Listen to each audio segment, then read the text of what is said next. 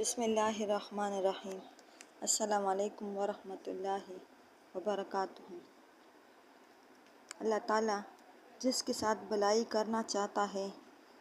اسے دین کی سمجھ عنایت فرما دیتا ہے۔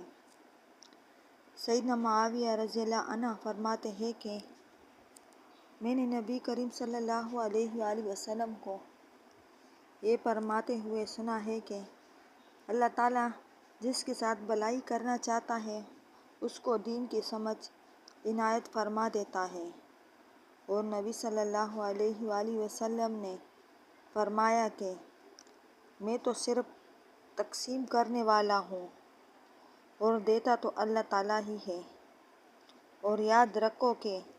یہ امت ہمیشہ اللہ تعالیٰ کے حکم دین پر قائم رہے گی، تو جو شخص ان کا مخالف ہوگا ان کو نقصان نہ پہنچا سکے گا یہاں تک کہ قیامت آ جائے۔ سیدنا عبداللہ بن مسعود رضی اللہ عنہ کہتے ہیں کہ نبی صلی اللہ علیہ وآلہ وسلم نے فرمایا کہ حسد رشک جائز نہیں مگر دو شخصوں کی عادتوں پر، ایک شخص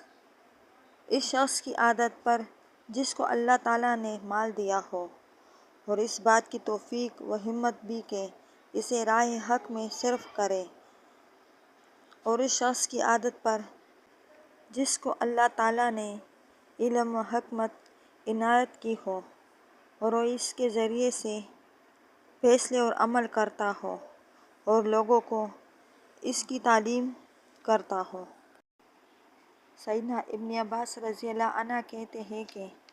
رسول اللہ صلی اللہ علیہ وآلہ وسلم نے مجھے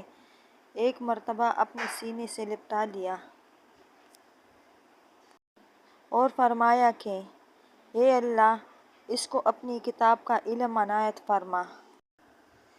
اللہ تعالیٰ ہمیں اور آپ سب مسلمانوں کو دین کی سمجھ عنایت فرمائے، آمین۔